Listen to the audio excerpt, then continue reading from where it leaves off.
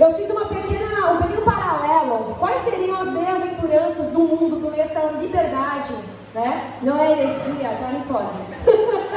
É uma pequena brincadeira.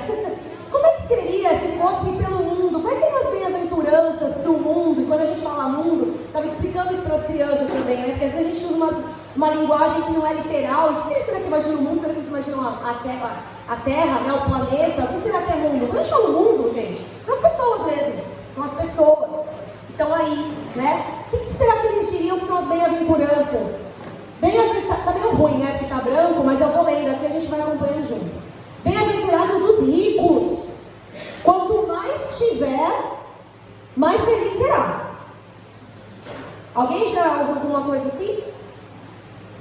Bem-aventurados, ou seja, mais que felizes, realizados, felizes, satisfeitíssimos, são aqueles que passam por cima de tudo e todos para alcançar o sucesso. É isso que importa.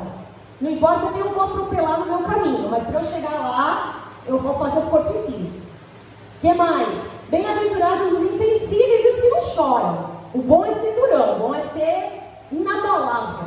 Eu não me abalo por nada, eu passo, eu atropelo, eu saio massacrando, eu não choro, nunca ninguém me viu chorar. O que mais?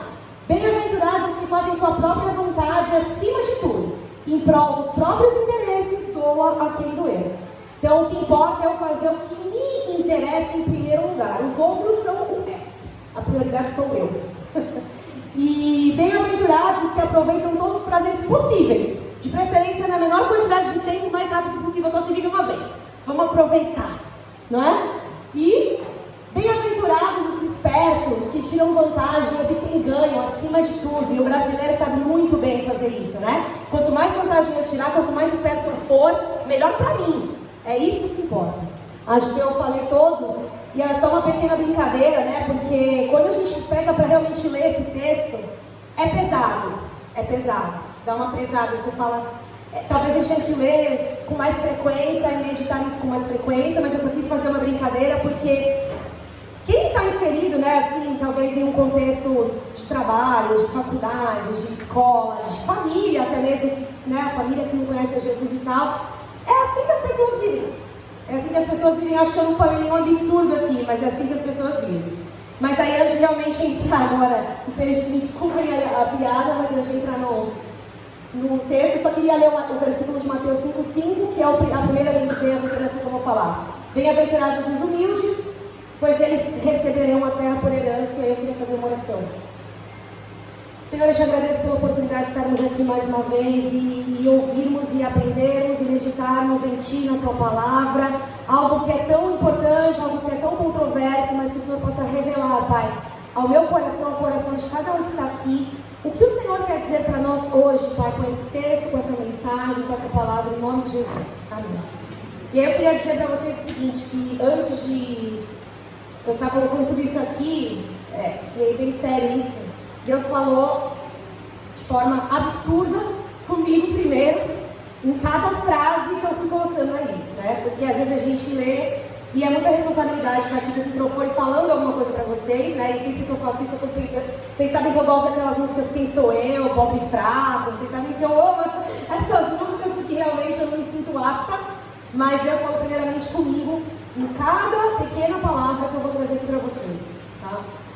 E aí, quando a gente lê esse texto, os humildes, e aí estava falando com a Elise na piscina ontem, a gente, Nicole, qual é o seu? Não, meu irmão, não, peraí, não é o seu meu, será que a gente leu errado? É só uma brincadeira, mas na verdade, aqui a humildade não é aquela humildade de, eu sou humilde, eu me coloco menor que os outros, não é essa humildade aqui o significado, é a humildade da mansidão, né? Realmente da mansidão.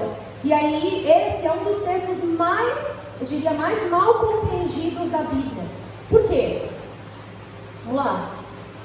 Então, eu falei aqui que esse texto é humildade traduz como mansidão, é um texto dos mais mal compreendidos. E pelo significado básico, mansidão seria brandura de gênero ou índole, brandura na maneira de expressar-se, doçura, meiguice e suavidade. E a palavra manso perdeu o significado original. Porque o manso, ele é interpretado como fraco, como passivo, como aquele que não se posiciona, aquele que é indiferente, talvez, e não é isso que Jesus quis dizer nesse texto. Né? É possível até que alguém se sinta ofendido. Ah, essa pessoa é mansa. Não, peraí, eu tenho que rever minhas atitudes, eu não posso ser essa pessoa, eu tenho que me posicionar. Não é isso que Jesus quis dizer nesse texto. Né? Então eu coloquei aqui algumas coisas, algum comparativo do que mansidão é e do que mansidão não é. Mansidão não é fraqueza. Então, porque eu sou manso, eu sou fraco. Eu não tenho voz ativa, eu não sei me posicionar. Mansidão não é covardia. Mansidão não é um traço de personalidade. A minha personalidade é assim, eu sempre fui assim, eu falo baixinho, eu sou bonzinho, eu sou boazinha. Não é isso. Não é falta de reação, eu não reajo, não é isso. E também não é passividade. E o que a mansidão é, então? A mansidão é a força sob controle, independente de ser um traço ou não de personalidade. É algo que você está no controle. Na verdade, não você, né? A gente vai ver isso mais pra frente. Fruto do Espírito. Quando está lá no fruto do Espírito, qual é o fruto do Espírito? Amor, paz, alegria, né? Mansidão está lá no meio. O que mais que a mansidão é? Um comportamento moldado pelo Espírito Santo naqueles que andam nele. A mansidão é não reagir por impulso. E ela também é sabedoria. Então, quando a gente olha aqui, a gente vê que às vezes a gente se confunde um pouco, né, no que é mansidão. E sabe quando a gente anda muito com uma pessoa, a gente começa a pegar até um pouco daqueles trejeitos dela, falar até algumas palavras que ela fala e agir como ela. Acho que eu até comentei isso na última reunião que a gente fez de jovens. Mas como eu falei, a força sob controle, mas não sob o meu controle, sob o controle do Espírito Santo. Então, quanto mais eu ando com Deus, quanto mais eu me aproximo dele, quanto mais eu me relaciono com ele, mais as características dele vão se revelar em mim, e a mansidão é uma delas. Apenas 2 homens na Bíblia foram citados como mansos, apenas 2. Um deles foi Jesus e um deles foi Moisés. Eu vou pedir um pouco da ajuda de vocês com a Bíblia, porque eu tinha certeza que minha Bíblia estava aqui. Ah, não estava. E alguns versículos estão escritos aqui, alguns não. Então eu vou pedir que alguém abra aí Mateus 11:29, que alguém abra em Números 12:3, por favor. Quem abrir em Mateus já pode ler, tá? Tomem sobre vocês o meu jugo e aprendam de mim, eu sou manso e humilde de coração, e vocês encontrarão descanso para as suas almas. Então o próprio Jesus disse: eu sou manso e humilde de coração. Ele tinha todo o poder na mão dele. Ele podia fazer absolutamente qualquer coisa. Ele podia reagir de absolutamente qualquer forma. Até mesmo em amor. Ele podia ter reagido em amor muitas vezes e ele preferiu não reagir daquela maneira porque aquela força e o poder que ele tinha estava sob controle. E ele disse: eu sou manso e humilde de coração. E ele mandou a gente ser igual. E o outro versículo de Números, que fala de Moisés. Ora, Moisés era um homem muito paciente, mais do que qualquer homem que havia na terra. A Bíblia fala que Moisés foi o homem mais humilde que teve ali. Jesus, dos mortais, ele foi o mais humilde. A gente não é o momento, mas a gente sabe que ele passou por várias coisas até chegar lá, né? Então realmente ele foi ali moldado por Deus. Por isso não é um traço de personalidade, não é algo que eu nasci assim. Não, Moisés foi moldado e trabalhado até chegar nesse patamar de mansidão, que no texto de Números fala que ele foi o homem mais manso de todos que tinha na face da terra. Então só tinha esses 2 exemplos na Bíblia. Ou seja, será que é fácil, né? Só tinha os 2. Vamos seguir. E aí o versículo fala que bem-aventurados humildes, traduzindo mansos, porque eles herdarão a terra. E aí eu achei curioso, porque todas as bem-aventuranças vêm com esse prêmio, né? Com essa promessa junto. E essa do manso é justamente os que herdarão a terra. E a gente falou lá no começo, se fossem as bem-aventuranças do mundo, os que herdarão a terra, que terra é talvez essa? São os que são agressivos, os que vão passar por cima, os que vão atropelar, os que vão fazer tudo em próprio interesse. Só que o versículo, por isso que ele é tão controverso, ele fala justamente que quem vai herdar a terra são os mansos. Agora, será que é essa terra aqui que Jesus estava falando nesse versículo? O que vocês acham? Provavelmente ele estava falando de outra terra, né? De outro reino, de outro lugar. Então assim, ele estava falando de uma recompensa muito maior na eternidade. E aí a gente vai falar aqui rapidamente 5 formas então de trabalhar minhas reações, porque a mansidão ela tem tudo a ver com a reação. Ela não tem a ver com a personalidade ou como é o meu jeito de ser ou de falar, mas tem muito a ver com a reação Porque essa força que está sob controle é como eu vou reagir quando acontecer alguma coisa. Eu vou reagir por impulso, eu vou reagir de forma agressiva, eu vou reagir sem pensar. E aí a gente vai olhar 5 exemplos aqui, 5 formas de como a gente pode reagir e demonstrar essa mansidão. E demonstrar que realmente o nosso ser está sendo controlado pelo Espírito Santo. E a primeira é a seguinte: como eu reajo, por exemplo, quando eu estou sendo servido, né? E aí, quando ser servido tem várias formas. A gente pode pensar num restaurante, num atendimento qualquer de um lugar, de um estabelecimento, por um funcionário seu, por alguém que está ali na igreja, de repente, te servindo de alguma forma, e de repente essa pessoa erra, de repente aquele pedido do restaurante atrasa, vem errado, né? De repente o seu funcionário faz um negócio que você não pediu, faz totalmente errado. Como que é a sua reação? E aí lá em Filipenses 2, 4, 5 diz: cada um cuide não somente dos seus interesses, mas também dos interesses dos outros. Seja a atitude de vocês a mesma de Cristo Jesus. E qual foi a atitude de Cristo Jesus? Em diversas passagens, em diversas coisas que a gente viu, né? A gente brincou ontem aqui sobre a orelha, né? Que Pedro cortou. Quem estava na brincadeira viu que eu não li o texto certo, que eu falava que foi Pedro. E Pedro reagiu como? Impulso. Eu vou cortar a orelha desse maluco, velho. Tá louco? Vou mexer com o meu mestre. E como é que Jesus fez? Não, vamos restaurar essa orelha. Ele reagiu por impulso. Quem me falou que era para você fazer isso? De onde você tirou essa loucura? E a reação é sobre isso. A próxima é a seguinte. Aí diz assim, ó: reaja sendo compreensivo, não exigente. É uma forma de demonstrar mansidão, ser compreensivo. Segundo, como reage quando alguém me desaponta? E aí, que coisa, né? Isso vai acontecer só todo dia. Só todo dia vai acontecer isso. Alguém vai te desapontar de alguma forma. Pode ser de uma forma muito grande, de uma forma muito pequena, pode ser uma bobagem. E às vezes é nessa bobagem que a gente reage no impulso e estraga tudo, né? Aceitem o que é fraco na fé sem discutir assuntos controvertidos. Romanos 14, 1. É só um exemplo, né? Quando a gente consegue aceitar que as pessoas são diferentes, que as pessoas vão nos desapontar porque nós não somos iguais, porque cada pessoa vai reagir de uma forma a uma situação, as reações das pessoas não são iguais. E aí, quando fala o que é fraco na fé, isso pode se aplicar a várias coisas, mas é quando a pessoa não está no mesmo patamar, talvez de maturidade que você, né, ou não tem a mesma compreensão, o mesmo nível de entendimento. E aí você vai entrar em assuntos controvertidos, assuntos que vão deixar a pessoa constrangida, assuntos que vão realmente... Você espera realmente colocar a pessoa numa enrascada, numa pegadinha, e o Romano está dizendo para você fugir disso. Então a gente aceita que as pessoas são diferentes. Eu vou pedir que alguém abra em Gálatas 6, e é do versículo 1 até o 4, por favor. Quem puder ler bem alto esse texto.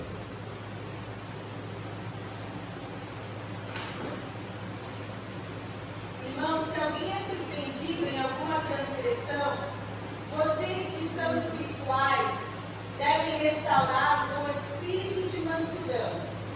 Cuide-se, porém, cada um de não ser tentado. Levem os fardos uns dos outros e assim cumpram a lei de Cristo. Se alguém se considera alguma coisa, não sendo nada, engana a si mesmo. Cada um examine os próprios atos e então poderá ter orgulho de si mesmo, sem nada comparar com ninguém, pois cada um deverá carregar a própria carga. Aquele que está sendo instruído na palavra deve compartilhar todas as coisas boas com quem o instrui. Então a gente reage sendo gentil e não juiz. Deus não nos chamou para sermos juízes. Então quando a pessoa te desapontar e errar e for pego em alguma falta, como diz aí o primeiro versículo de Gálatas 6, a forma como a gente vai reagir vai ser sendo compreensivo, vai ser sendo pegando na mão e não julgando e falando: eu te disse que isso ia acontecer se você não fizesse o que eu falei, eu te falei. Não é assim que Jesus reagiria, não é isso que ele faria. O próximo: como reage quando não concordam comigo? Também vai acontecer só todo dia, né? Quem é casado, em casa com os pais, no trabalho, só todo dia. E tá tudo bem. Tá tudo bem. Se todos fossem iguais e concordassem, o mundo ia ser muito chato, não é mesmo? Então, como eu reajo quando alguém concorda? Só que existem simplesmente pessoas que não ser contrariadas em absolutamente nada. E aí não é sobre ela, mas é sobre você, é sobre mim.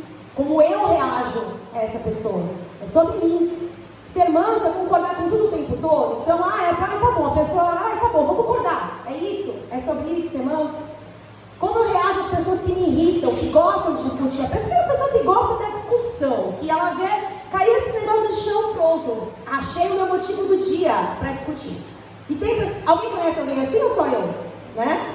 E aí tem a pessoa que é o oposto, é a pessoa que não gosta de discutir, então deixa ela, cansei, deixa ela falar o que ela quiser, pensar o que ela quiser, e vai ser assim agora, né? E não é sobre isso a mansidão, mas é reagir sendo amoroso sem se render. Você pode sim continuar se posicionando, eu posso sim continuar me posicionando, mas é uma reação em amor, né? Eu posso me retirar com medo, ou seja, a pessoa se impôs tanto que me amedrontou, eu vou sair fora disso. Eu posso atacar com raiva, que é geralmente o que a gente faz no impulso, ou eu posso responder em amor, que é o que Jesus faria. É que ninguém faz, mas é o que Jesus faria. E lá no começo ele diz pra gente ser manso como ele foi. Ele está simplesmente pedindo pra gente pensar o que ele faria. Talvez se a gente parar para pensar isso, todas as vezes que a gente for reagir, por 2 segundos, né? Dando 2 segundos, acho que pensar nisso. Aconteceu um negócio. E antes de eu reagir, eu pensar, será como Jesus faria? Demorou 2 segundos. Talvez já deu tempo de não sair aquele negócio que sairia no impulso, sem nenhum tipo de pensamento ou de pensamento mesmo, né? De tentar entender o que está acontecendo ali. Como é que eu reajo quando alguém me corrige?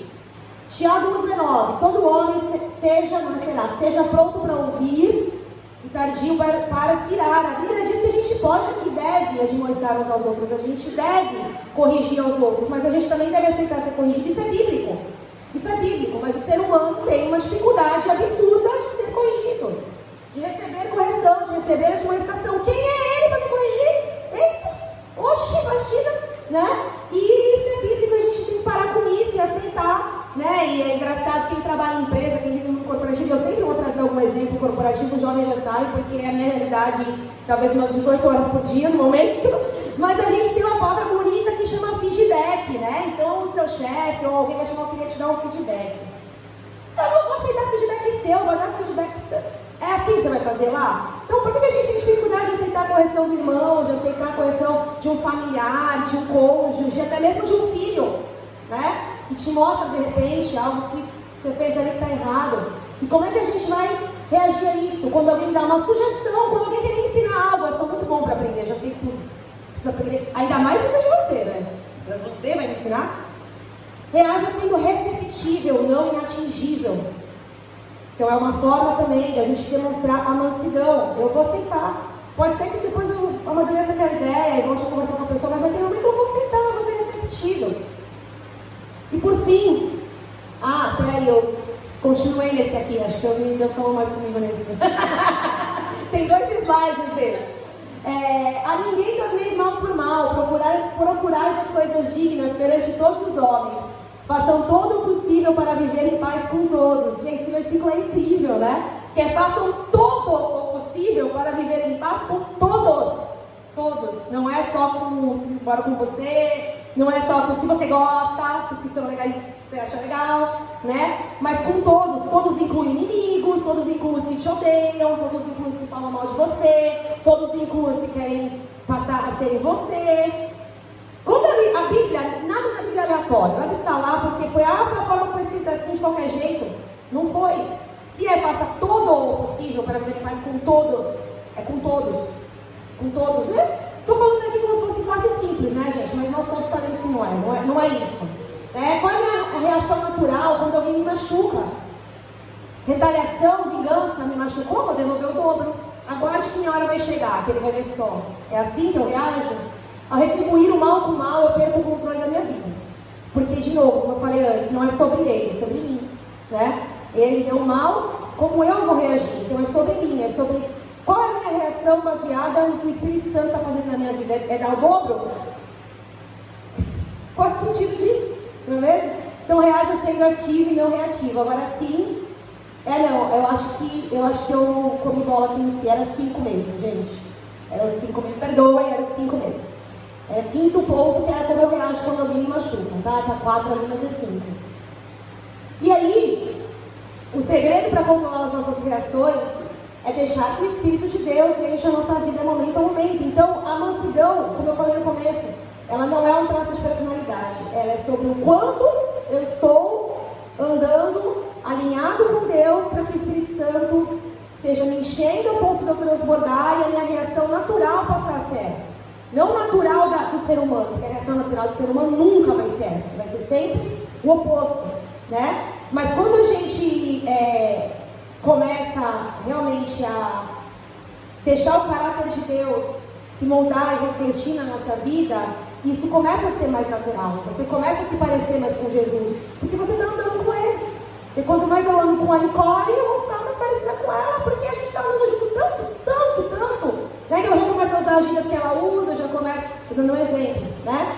E é assim, vocês sabem disso, a gente casa, fica anos e anos, você já começa a ficar quase igual ali, você tem as diferenças, mas você já sabe, gosta das mesmas coisas, fala as mesmas palavras, usa os mesmos exemplos, vê as mesmas séries, né? Em Provérbios 16:32 diz: vale mais ter paciência do que ser valente. É melhor saber se controlar do que controlar cidades, do que conquistar cidades inteiras. Olha, eu vou ler mais uma vez esse versículo, tá? Provérbios 16:32. Vale mais ter paciência do que ser valente. É melhor saber se controlar do que conquistar cidades inteiras.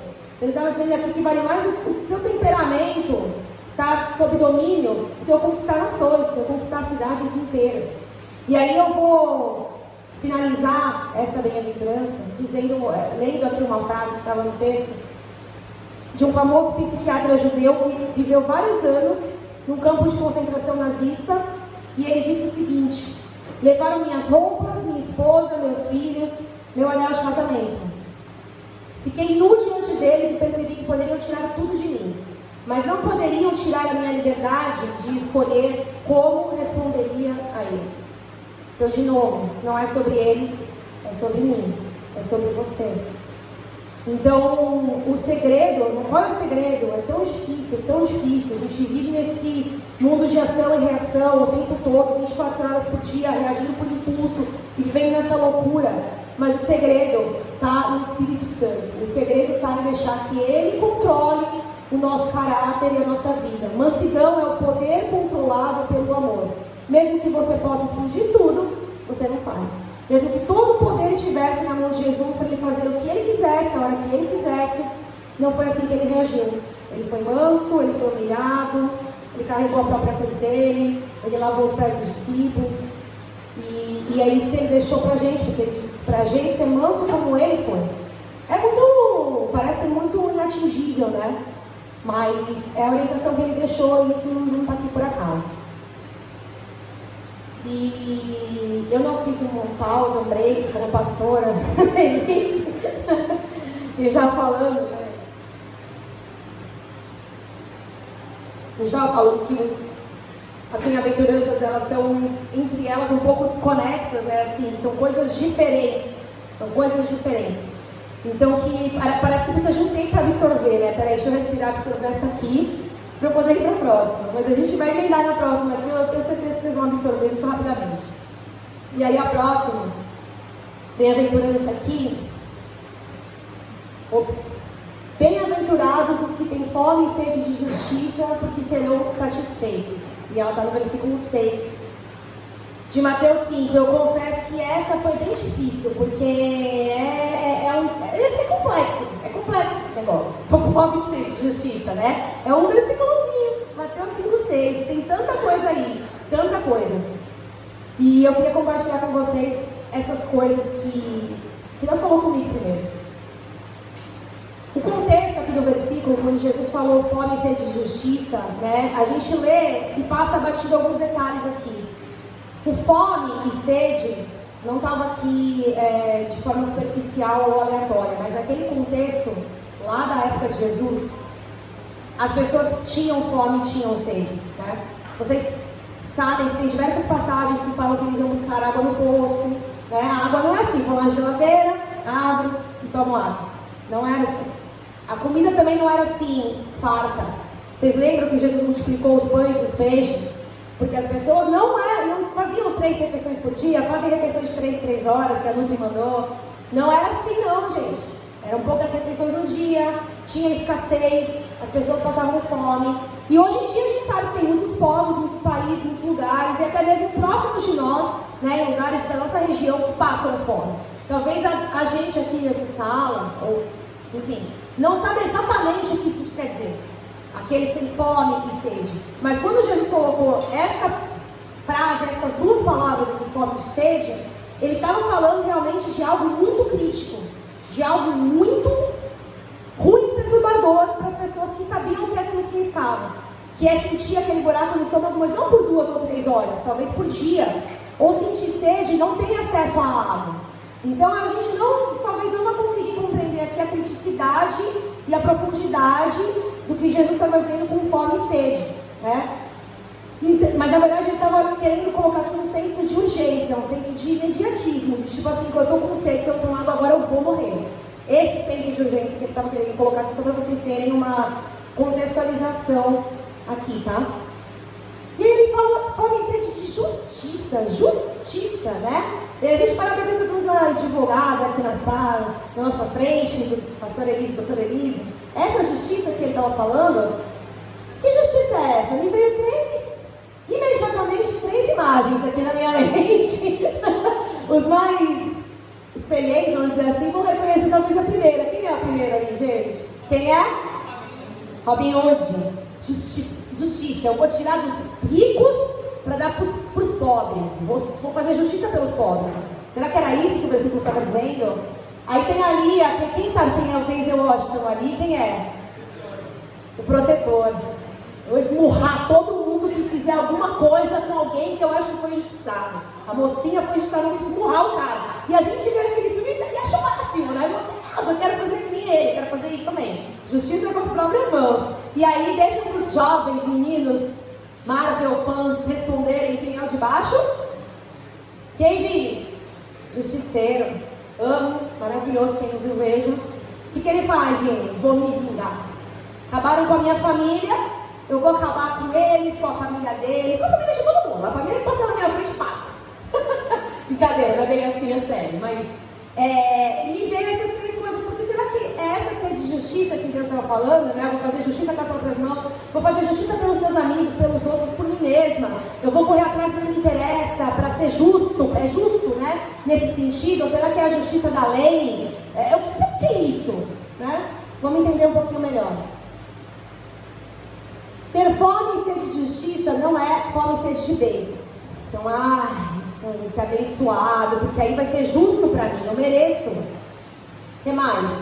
Fome e sede de felicidade. E aqui tem um ponto muito bom, talvez a gente vai falar mais pra frente. Eu tenho fome e sede de ser feliz. Não é buscar justificar os outros, como eu dei lá nos exemplos anteriores, foi uma brincadeira, mas aqueles lá buscavam justificar os outros. Eu vou fazer justiça por eles, coitados, não podem fazer sozinhos, eu vou ajudar. Também não é algo terreno e passageiro, a justiça dessa terra, também não. E essa tal justiça não é uma retidão generalizada, né? Vamos equalizar tudo, vamos ver o que é justo para todo mundo. Uma retidão generalizada, não. Uma regra moral, né? Então daqui para baixo está certo, daqui para cima está errado, vamos colocar esse parâmetro para todo mundo, e é isso. Até porque as culturas são completamente diferentes, né? Tem coisas que vão ser certas e ok aqui, e lá fora não, e aí em diante. Também não é sinônimo de justificação. Não é essa justiça, aquela que Deus justificou, também não é essa. Tá? E também não é um termo jurídico. Caramba, será que é então, né? Foi que era complexo. Foi complexo para mim também. Então, a gente vê, deixa eu só voltar um pouquinho aqui. A gente vê que essa fome e sede de justiça é alguma coisa muito mais profunda, muito mais impactante, né, que tudo isso. Por isso que é algo que a gente não está acostumado muito a abordar, falar, explorar. E aí a gente vê que quando a gente fala de novo, voltando na fome, na sede, naquela coisa da urgência, do imediatismo, naquela sensação de criticidade, né, a gente vê a fome, olhando um pouquinho para a fome e sede que o mundo tem. De novo, quando eu falei mundo, a palavra mundo não é a globo terrestre, são as pessoas. que estão ao nosso redor. O que as pessoas hoje têm fome e sede? Estou vazio, estou entediado, falta algo na minha vida, né? E aí qual é a resposta para isso? Porque a gente mais vê hoje em dia, né? As pessoas realmente, não hoje, né, gente? Isso aí já é velho, né? Aquele vazio, aquele sentimento de impotência, aquele sentimento de para que eu estou aqui nesse mundo, para onde eu vou? A fome e sede do mundo é essa, vocês vão entender onde eu quero chegar. E qual é a resposta? Estou vazio. Ué, sacie-se, coma, beba, vai aos restaurantes, vai às festas, vai para as baladas, vamos fazer o que tiver que ser feito, né? Vamos conhecer gente, vamos se saciar.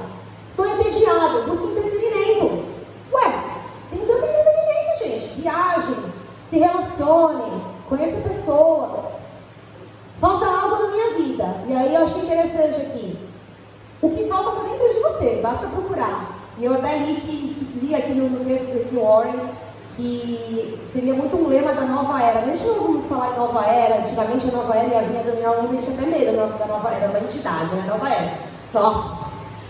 Mas que a nova era, e muitas filosofias hoje, na verdade, vão ser isso. Ou até mesmo terapias terrenas, vamos chamar dessa forma, né? Está dentro de você, está lá dentro de algum lugar. Basta procurar que você vai achar isso aí que você está procurando. Está lá no fundo. A gente vai achar, uma questão de tempo, você vai encontrar. E essa é a fome e sede que o mundo tem.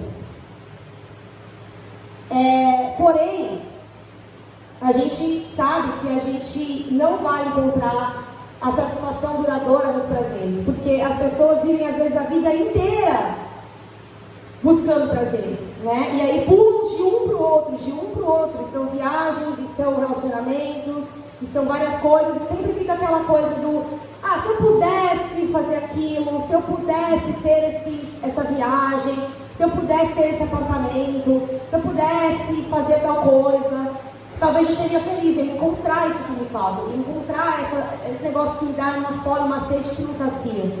E a Bíblia fala em vários versículos que não importa o quanto a gente busque, né, nas coisas terrenas, a gente nunca vai estar satisfeito. Só existe uma forma de a gente se satisfazer. E em segundo lugar, você não encontra satisfação duradoura na sua performance. Muitas pessoas se afundam em trabalho, em performance, em buscar conhecimento, em aprender. Eu vou estudar porque eu quero ser mais, para poder ser melhor, para poder também ganhar mais, para poder... E Eclesiastes 2... Alguém pode ler para mim, por favor? Eclesiastes 2, 21 e 23. Em Eclesiastes, a gente sabe que é um livro... Tem muitos conselhos que a gente lê, parece que foi escrito hoje, né? Pra gente agora, que vem na nossa vida aqui, em 2024. Eclesiastes 2, 21. Aqui no 21 e 23, eu não sei se é 21 a 23, mas acho que pode ser.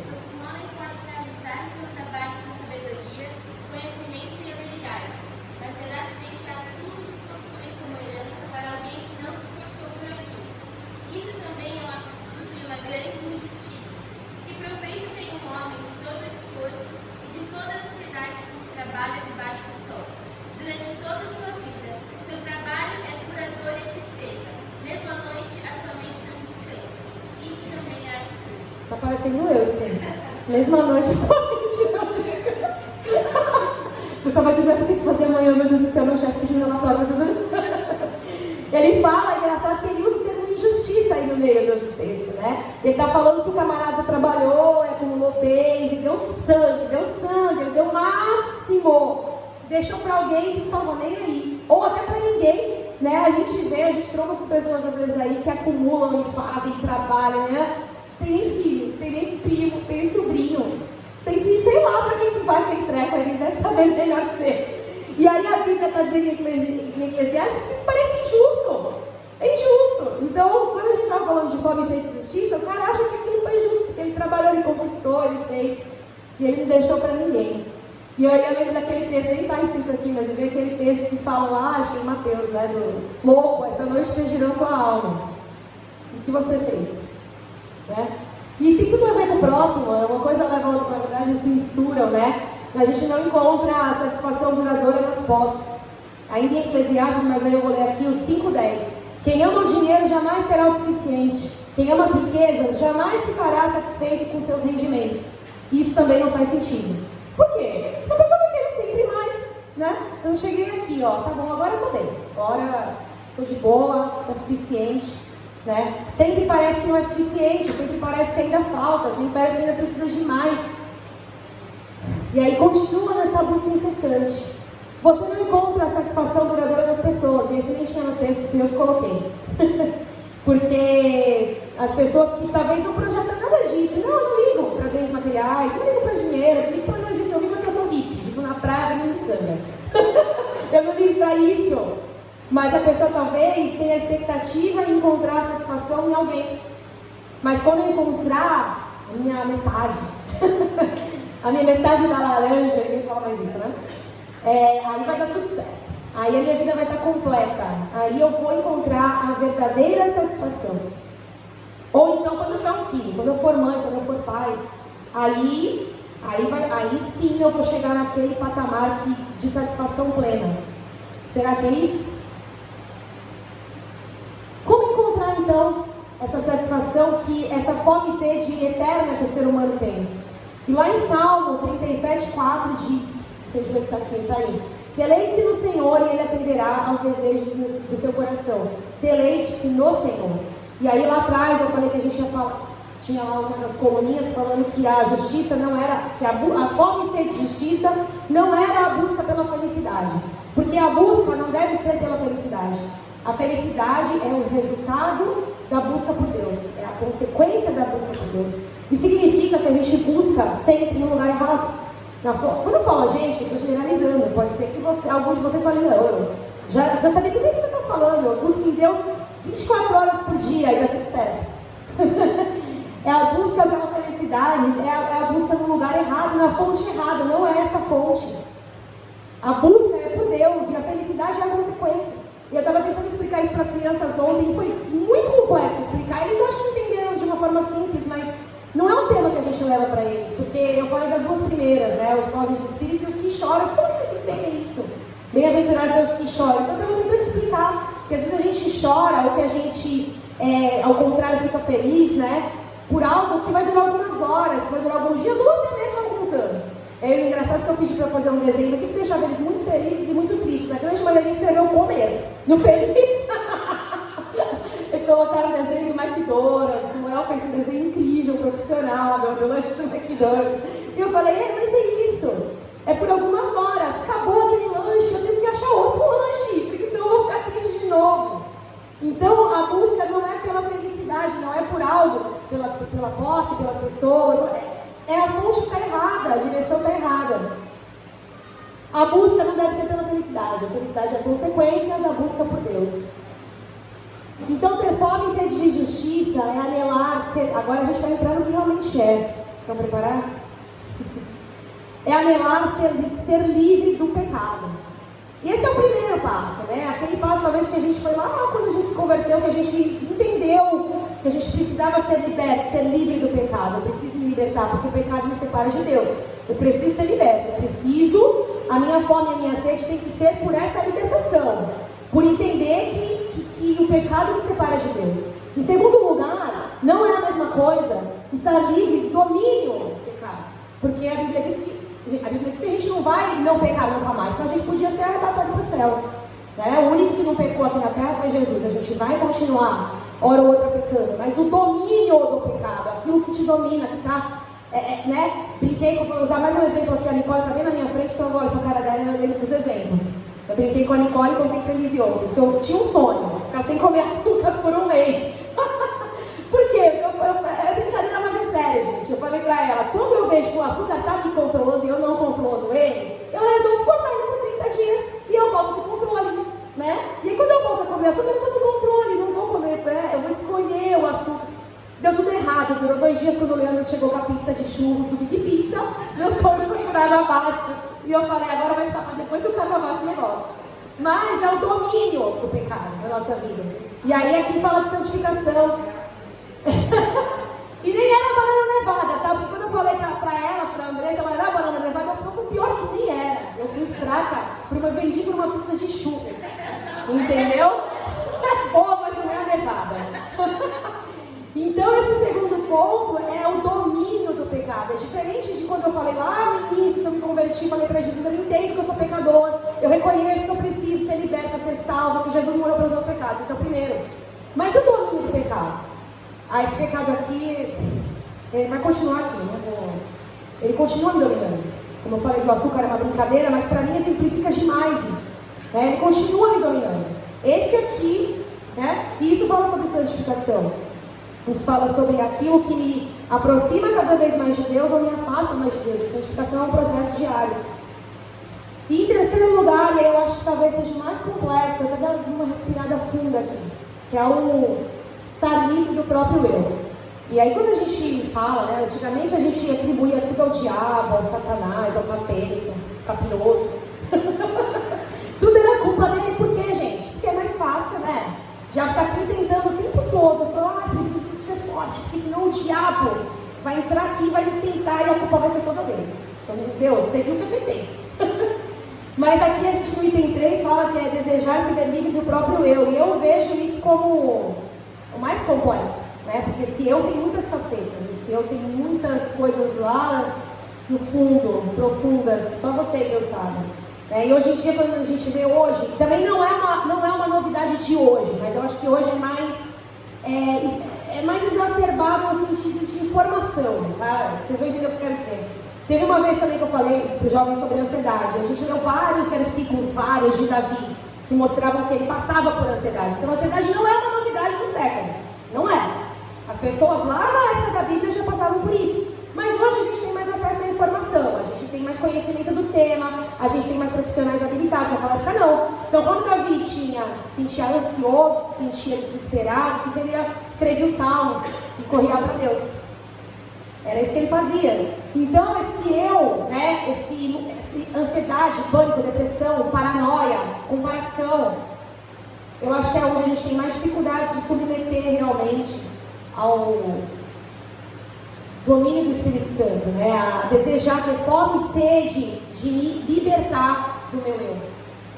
Então como é que eu posso experimentar a satisfação verdadeira na minha vida? Então tá bom, você falou tudo isso aí, já entendi que a fome e sede de justiça não é nada disso de terreno, não é ser justiceiro, é buscar me aproximar de Deus, ser livre do pecado. Mas como eu posso fazer isso então? Em primeiro lugar, reconhecer a verdadeira fome. Salmo 42, 1 e 2. Quem sabe de cor, sem abrir? Salmo 42, 1 e 2. Valendo um bombom, mentira. Hã? Valendo doce, né? A pessoa acabou de falar. Entendeu? Ninguém sabe 42 e 2, sabe? Então lê, quem não sabe de cor, leia. Anseia por águas correntes. A minha alma anseia por ti, ó Deus. A minha alma tem sede de Deus, do Deus vivo. Quando poderei entrar para apresentar-me a Deus? Como suspira a corça, Então aquela corça que está ali desesperada por água. Então é a gente reconhecer qual é a verdadeira fome. Do que eu tenho fome? Do que eu tenho sede? Eu realmente tenho tido fome e sede só de obter a felicidade, ou seja, eu estou com fome e sede do resultado final, daquilo que vai me proporcionar no final dessa vida, dessa aqui. Então lá no final eu vou dizer, caramba, eu fui feliz, atingi a felicidade. Essa é a minha fome e minha sede? E aí o versículo diz isso. E aí eu li uma frase que aí está destacada em amarelo aqui, em letras maiúsculas, que de todo o texto dessa aqui foi a que mais me impactou. É uma frase de John Dewey. Prestem minha atenção, eu ia colocar ali, mas eu esqueci e aí eu vou ler, tá? Quando o filho pródigo teve fome, ele queria alimentar-se com as bolotas jogadas aos porcos. Só que quando ele estava morrendo de inanição, ele voltou ao seu pai. Ele demorou para reconhecer a verdadeira fome. Ele estava com fome, ele estava no pior, ele estava no fundo do poço. E ele queria comer aquelas porcarias que os porcos estavam comendo. Ele ainda não tinha entendido. Falou, talvez se eu comer isso aqui, aí dá para recuperar o tempo perdido, Talvez ele dá. A gente acha que aquele é o fundo do poço, quando ele quis comer as bolotas dos porcos. Mas não. Ele foi mais fundo. Porque aí ele lembrou que ele precisava voltar para o pai. Se ele não voltasse, nem aquelas bolotas, nada ia resolver. Nem aquela porcaria ali ia resolver. Então somente Deus pode satisfazer a fome e a sede do ser humano. E aí diz o segundo que eu já acabei falando: não comer porcaria. Não comer porcaria. Isaías 55:2. Por que gastar dinheiro naquilo que não é pão? E o seu trabalho árduo naquilo que não satisfaz? Escutem-me e comam o que é bom, e a alma de vocês se deliciará com a mais fina refeição. E aqui não é sobre comida, né? O texto.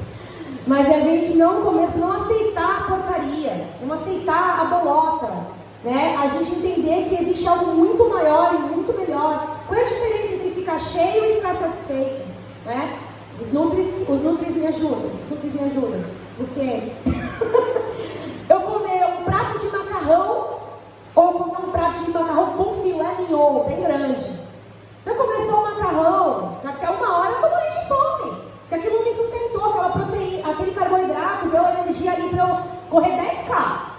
E aí acabou. A energia foi, assim como ela veio, ela foi. Mas e quando eu coloco aquele filé mignonzão junto, aquela pequena Paula pode ser o atum, o ovinho, salmãozinho. Mas quando eu coloco a qualidade, né, da refeição ali, então eu não aceitar qualquer porcaria. Tem algo muito melhor, tem algo muito maior, para que eu realmente fique satisfeito e não só cheio por algumas horas, por alguns dias, por alguns poucos anos aqui nessa terra, né? E em terceiro lugar, olhar para Cristo. Jesus falou que Ele é o pão da vida. Ele é o pão da vida. Então, existem muitos pães, né? Muitos lugares em que a gente pode buscar, muitas coisas em que a gente pode buscar, mas Ele é o pão da vida. Ele é o único que pode satisfazer. E Ele disse também, esse é de João 13,14, quem beber dessa água, para quem que Ele falou isso? Quem beber dessa água terá sede outra vez. Mas quem beber da água que eu lhe der, nunca mais terá sede. Ao contrário, a água que eu lhe der, se tornará nele uma fonte de água a jorrar para a vida eterna. E aí a gente lembra que água é ainda mais importante que comida, né? A gente fica talvez quantos dias sem comida? 30 dias sem comida. 3, né? E 3 sem água. Então a água é ainda mais essencial que a comida. E esse apetite físico que a gente tem, né? essa fome, essa sede física, é algo que Deus colocou na gente, no ser humano. E a gente tem que o tempo inteiro estar bebendo água, bebendo água, comendo para a gente sobreviver. Quando a gente para de sentir fome e sede, tem alguma coisa errada, certo? Um doente que está lá no hospital, que ele não tem energia nem para comer, não tem energia nem para beber uma água, tem que colocar um soro na veia, porque senão ele não vai receber aquele alimento, aquela água que ele precisa. Como é que percebe que aquele doente está melhorando? Caramba, ele já está comendo de novo, já está conseguindo comer, já está voltando o apetite dele. Então, eu e você, sem apetite, sem fome e sede, a gente está doente. A gente está mal, tem que colocar um soro aqui, senão eu vou morrer. Então, qual foi a última vez, né, que a gente se sentiu dessa forma, com esse senso de urgência, com esse desespero, era urgente, como Jesus falou, fome e sede. Não era amanhã, não era daqui a um mês, era agora. Fome e sede de justiça. Não é a justiça, como eu falei, não é a justiça da terra, não é algo que vai durar algumas horas, não é algo que vai resolver o meu problema agora. É a sede e justiça da fonte. E a fonte é Jesus, a fonte é Deus. Não existe outra forma. E aí, clássico, né, pra gente finalizar aqui, Mateus 6,33, que aprendi lá na classinha e a gente às vezes nem tem a dimensão, né? Buscar em primeiro lugar o reino de Deus e a sua justiça e as demais coisas que serão acrescentadas. Cai até no costume, né? Esse versículo de pouco. Mas buscar em primeiro lugar. Então quando Jesus falou lá na bem-aventurança que tem fome e sede, porque era urgente. Era porque se a pessoa não tivesse fome e sede suficiente para comer agora, ela ia morrer. Então, em primeiro lugar, o reino de Deus e a sua justiça. E todo o resto é resto. Todo o resto é resto. E aí eu estava lendo, estudando, meditando aqui. Deus falou comigo, primeiramente, em tudo isso. Aí, alguns meses atrás, o Vinícius ressuscitou uma música muito velha. Ele é jovem, mas ele é velhinho também. Brincadeira. E eu pedi para ele vir cantar comigo essa música. Que eu lembrei enquanto estudava tudo isso. Eu espero que vocês tenham recebido de Deus essa mensagem que falou comigo, que a gente possa cada vez mais buscar na fonte de águas vivas, que é a única que pode nos saciar de verdade. Amém?